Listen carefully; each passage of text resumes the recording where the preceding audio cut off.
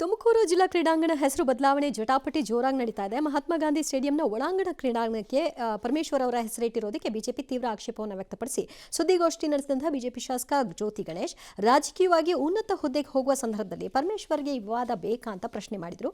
ಗಾಂಧಿ ವಿಚಾರದಲ್ಲಿ ಮೊಸಳೆ ಕಣ್ಣೀರು ಹಾಕೋ ಕಾಂಗ್ರೆಸ್ ನಾಯಕರು ಇದಕ್ಕೆ ಉತ್ತರ ಕೊಡಲಿ ಅಂತ ವಿಜಯೇಂದ್ರ ಕಿಡಿಕಾರಿದರು. ವಿವಾದದ ಬಗ್ಗೆ ಇವತ್ತು ಬೆಂಗಳೂರಿನಲ್ಲಿ ಪ್ರತಿಕ್ರಿಯೆ ಕೊಟ್ಟಂತಹ ಪರಮೇಶ್ವರ್ ಇಂಡೋರ್ ಕಾಂಪ್ಲೆಕ್ಸ್ ಮಾಡಿದ್ದಾರೆ, ಕೆಲ ಕ್ರೀಡಾಪಟುಗಳು ಮನವಿ ಮಾಡಿಕೊಂಡಿದ್ದಾರೆ ಡಿಸಿಗೆ, ಇನ್ನು ಸರ್ಕಾರ ಅಂತಿಮವಾಗಿ ತೀರ್ಮಾನ ಮಾಡಿಲ್ಲ ಅಂತ ಹೇಳಿದರು.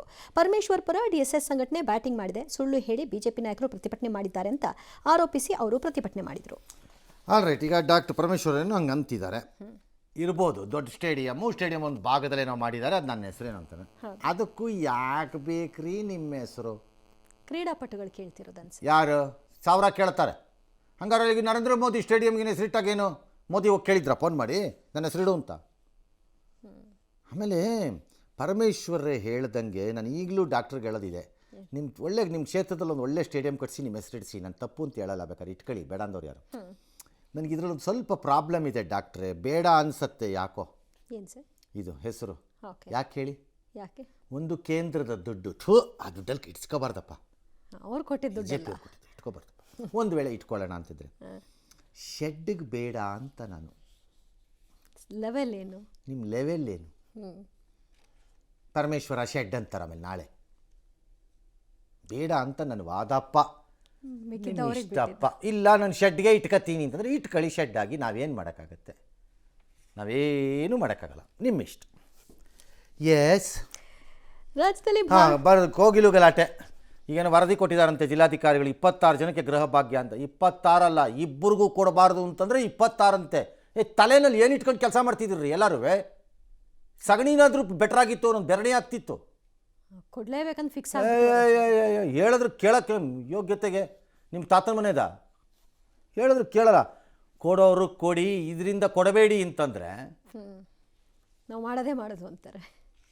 ಇದು ವಿಷ ತಿನ್ಬೇಡಿ, ತಿಂತೀನಿ ವಿಷ ಅಂದರೆ ತಿನ್ಕೊಂಡು ಹಾಳಾಗೋಗಿ ಇರಬೇಕು. ಡಾಕ್ಯುಮೆಂಟ್ ಇಲ್ವಂತೆ, ಬಾಂಗ್ಲಾ ವಲಸಿಗರು ಯಾರೂ ಇಲ್ಲವಂತೆ. ನಾನು ಲಿಸ್ಟೆಲ್ಲ ತರಿಸ್ಕೊಂಬಿಟ್ಟಿದ್ದೀನಿ, ಯಾರೂ ಇಲ್ಲ. ಇದು 1,500 ರೂಪಾಯಿಗೆ ಆಧಾರ್ ಕಾರ್ಡ್ ಮಾಡಿಕೊಡೋ ವ್ಯಕ್ತಿಗಳಲ್ಲಿ ಇದ್ದಾರೆ. ಅಕ್ರಮ ವಲಸಿಗರ ಮಕ್ಕಳು ವಿಕ್ಟೋರಿಯಾ ಆಸ್ಪತ್ರೆಯಲ್ಲಿ ಹುಟ್ಟಿದ್ದಾರೆ, ಅವ್ರಿಗೆ ಬರ್ತ್ ಸರ್ಟಿಫಿಕೇಟ್ ಕೊಟ್ಟಿದ್ದೀರಿ ಅಂತೆಲ್ಲ ಬಿ ಜೆ ಪಿಯವ್ರದ್ದು ಗಲಾಟೆ. ಅಕ್ರಮ ವಲಸಿಗರು ಆಧಾರ್ ಕಾರ್ಡ್ ಮಾಡಿಸಿರೋದು ನಿಜ. ಮೊನ್ನೆ ನಿಮ್ಮ ಸರ್ಕಾರದವ್ರು ಈಗ 4 ಜನನ ಅರೆಸ್ಟ್ ಮಾಡಿದ್ರಲ್ಲ, ಮೊನ್ನೆನೋ. ಆದರೆ 4 ಜನಕ್ಕೂ ಕೋರ್ಟು ನಾವು ಬೇಲ್ ಕೊಡಲ್ಲ ಅಂದ್ರಲ್ಲ, ಬೋಗಸ್ ಆಧಾರ್ ಮಾಡಿದ್ದೀರಿ ನೀವು ಕಾರಣಕ್ಕೆ ನಾವು ಬೇಲ್ ಕೊಡೋಕ್ಕೆ ಬರಲ್ಲ ಅಂತ. ಅದೇನು ಹೊಸ ಸುದ್ದಿ ಅಲ್ಲ, ಅದು ನಿಜ. ಅದು ನಡೆಯತ್ತಂಥದ್ದು. ನಡೆಯುತ್ತಾ 100%. ಒಟ್ಟಲ್ಲಿಗ 26 ಜನ, ಯಾವನಿಗೂ ಕೊಡಬೇಡಿ, ಬಾಯಿ ಮುಚ್ಕೊಂಡು ಕೂತ್ಕೊಳ್ಳಿ ಸುಮ್ಮನೆ. ಆ 26 ಜನನ್ನ ಸಪರೇಟಾಗಿ ಅರ್ಜಿ ಹಾಕ್ಸಿಸಿ ರಾಜೀವ್ ಗಾಂಧಿ ಹೌಸಿಂಗಲ್ಲಿ, ಇಂತಿಷ್ಟು ದಿನದಲ್ಲಿ ಕೊಡ್ತೀವಿ. ಅದನ್ನ ಯಾವುದೋ ಒಂದು ಸ್ಕೀಮಲ್ಲಿ ಬರುತ್ತೆ ಅವ್ರಿಗೆ, ಅದರಲ್ಲಿ ಕೊಡಿ. ಕಾಯೋರು ಕಾಯ್ತಾ ಇರಬೇಕು, ಕೊಡಿ. ಇದಲ್ಲ ಕೊಡೋದಿದು, ಕೂಡುದು. ಇನ್ನು ಆಮೇಲೆ ಹಳಬ್ರ 500 ಜನದ್ದು ದುಡ್ಡು ಲಿಸ್ಟು ಎಲ್ಲಿ ಇಲ್ದಿದ್ರೆ ಯಾಕೋ ವಾಲ್ಮೀಕಿ ವಾಸನೆ ಆಮೇಲೆ ತಗಲಾಕೋಬೇಡಿ. ಎಸ್, ರಾಕಿಂಗ್ ಸ್ಟಾರ್ ಯಶ್ ಅಭಿನಯದ ಟಾಕ್ಸಿಕ್ ಸಿನಿಮಾದ ಟೀಸರ್ನಲ್ಲಿ ಅಶ್ಲೀಲ ದೃಶ್ಯಗಳಿದ್ದು ಅದರ ವಿರುದ್ಧ ಸೂಕ್ತ ಕ್ರಮ ಆಗಬೇಕು ಅಂತ ಮಕ್ಕಳ ಹಕ್ಕು ಆಯೋಗದಿಂದ ಸೆನ್ಸಾರ್ ಮಂಡಳಿಗೆ ಪತ್ರ ಬರೆದಿದ್ದಾರೆ. ಸಾಲದಕ್ಕೆ ಟೀಸರ್ನ ಪರ್ಯಾಯವಾಗಿ ಬೇರೆ ರಿಲೀಸ್ ಮಾಡಿ ಅಂತ ಚಿತ್ರತಂಡಕ್ಕೂ ಕೂಡ ಮನವಿ ಮಾಡಿ ಅಂತ ಹೇಳಿದ್ದಾರೆ. ಅಲ್ಲ, ಅವರು ದೂರು ಕೊಡೋರಿಗೆ ಯಾರಿಗೆ ಬೇಕಾದ್ರೂ ಕೊಡ್ಬೋದು, ಹಕ್ಕಿದೆ ಅವರಿಗೆ, ಏನು ಬೇಕಾದ್ರೂ ಕೊಡ್ಬೋದು. ಬಟ್ ಈ ಟೀಸರು ಎಲ್ಲ ಸೆನ್ಸಾರ್ ಬೋರ್ಡ್ ಕ್ಲಿಯರ್ ಮಾಡೇ ತಾನೇ ಆಗಿರುತ್ತೆ. ಹೌದು, ಮತ್ತು ಸೆನ್ಸಾರ್ ಬೋರ್ಡ್ ಹೆಂಗೆ ಕ್ಲಿಯರ್ ಮಾಡ್ತಾರೆ? ಆಮೇಲೆ ಇದು ಕೇವಲ ಸ್ಟೇಟಿಗೆ ಕನ್ನಡಕ್ಕೆ ಸಂಬಂಧಪಟ್ಟ ಸಿನಿಮಾನು ಕನ್ನಡಕ್ಕೆ ಮಾತ್ರ ಬರಲ್ಲ, ಅದೆಲ್ಲ ವರ್ಲ್ಡ್ ವೈಡ್. ಹಂಗೆ ರಾಜ್ಯದಿಂದ ಹೋಗಿ ತಗೋತಾರ ಯಾರಾದ್ರೂ? ಇಲ್ಲ, ಒಂದೇ ಫೈನಲ್. ಏನೋ ಗೊತ್ತಿಲ್ಲಪ್ಪ ನಮ್ಗೆ ಇದ್ರದ್ದು ಕತೆ ಏನು ಅಂತ. ಈ ಮಧ್ಯೆ ಅವ್ರು ಹುಟ್ಟದಬ್ಬದ ದಿನ ಗಾಲ್ಫ್ ಕೋರ್ಸ್ ಹತ್ರ ಏನೋ ಬ್ಯಾನರ್ ಹಾಕಿದ್ರಂತೆ, ಫ್ಲೆಕ್ಸು. ಅದಕ್ಕೆ ಅದ್ರ ಮೇಲೆ ದೂರ FIR ತಗೊಂಡಿದ್ದಾರಂತೆ.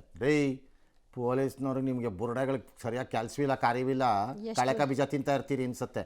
ಎಷ್ಟು ಜನ ತೋರಿಸಲಪ್ಪ ನಿಮ್ಗಳಿಗೆ ರಾಜಕಾರಣಿಗಳದ್ದು? ಈಗಲೂ ಹೋಗ್ರಿ ಆ ಚೀಫ್ ಮಿನಿಸ್ಟರ್ ಮನೆ ಮುಂದೆ ಕಾರ್ನರ್ನಲ್ಲಿ, ಎಷ್ಟು ಬೇಕು ಹಾಕ್ರಿ ಸಿದ್ದರಾಮಯ್ಯನವ್ರ ಮೇಲೆ ಕೇಸ್ನ. ಘನತೆ ಬೆತ್ತ ಹೈಗ್ರೌಂಡ್ಸ್ ಪೊಲೀಸ್ನವ್ರು ಓಹೋ ಯಾರೋ ಕೊಟ್ಬಿಟ್ರಂತೆ, ಇವ್ರು ತಗೊಂಬಿಟ್ರಂತೆ. ಏನೇನು ಕಣ್ಣು ಮುಚ್ಕೊಂಡಿರ್ತಾರೆ, ಜನ ಅನ್ಕೊಂಡಿದ್ದೀರಾ ನೀವು? ಏನು ನಾಚಿಕೆನೂ ಆಗಲ್ವಾ ನಿಮ್ಗಳಿಗೆ? ಒನ್ ಸೈಡೆಡ್ ಆಗಿರ್ತಾರೆ. ವಂದೇ ಭಾರತ್ ಸ್ಲೀಪರ್ ರೈಲಿನ ಸೇವೆಗೆ ಸಜ್ಜು ಮಾಡ್ಕೊಂಡಿದ್ದಾರಂತೆ. ಹೈ ಸ್ಪೀಡು ಐಷಾರಾಮಿ ರೈಲಂತೆ, ಇದು ಸೆಮಿ ಹೈ ಸ್ಪೀಡು. ಅದೇನೋ 2.4 ರೂಪಾಯಿಂದ 3.8 ರೂಪಾಯಿ 3.8 ರೂಪಾಯಿ ಬೀಳತ್ತಂತೆ ಕಿಲೋಮೀಟ್ರಿಗೆ. ಸರಿ, ರಾತ್ರಿ ರೈಲು ಸಂಚಾರದಲ್ಲಿ ದೊಡ್ಡ ಇದಾಗತ್ತಂತ ಇವ್ರದ್ದು ಸ್ಲೀಪರ್ ಅಲ್ವಾ, ಅದಕ್ಕೆ VIP ಕೋಟಾ ಇರಲ್ವಂತೆ. ಹೌದಾ, ವೆರಿ ಗುಡ್. ಹಂಗಾರೆ ಬಾಂಗ್ಲಾದೇಶದಲ್ಲಿ ಹಿಂದೂಗಳ ಸರಣಿ ಹತ್ಯೆ ಮುಂದುವರೆದಿದೆ. ದಕ್ಷಿಣ ಬಾಂಗ್ಲಾದ ಫೆನಿ ಜಿಲ್ಲೆಯಲ್ಲಿ ಅಪರಿಚಿತ ದುಷ್ಕರ್ಮಿಗಳು 28 ವರ್ಷದ ಆಟೋ ಚಾಲಕನನ್ನು ಹತ್ಯೆ ಮಾಡಿದ್ದಾರೆ. ಆಟೋವನ್ನು ಕೂಡ ಎತ್ಕೊಂಡು ಹೋಗಿದ್ದಾರೆ. ಇಲ್ಲಿವರೆಗೂ ಆರೋಪಿಯ ಬಂಧನ ಆಗಿಲ್ಲ. ಬಾಂಗ್ಲಾದೇಶದವಕ್ಕೆ ಬೇರೆ ಏನೂ ಅರ್ಥವಾಗಲ್ಲ. ಇಲ್ಲಿರೋ 4 ಜನಕ್ಕೆ 4 ಬಿಟ್ರೆ ದಾರಿಗೆ ಬರ್ತಾರೆ ಅನ್ಸತ್ ಕಾಣಿಸ್ತಿದೆ ಯಾಕೋ ನೋಡಿದ್ರೆ.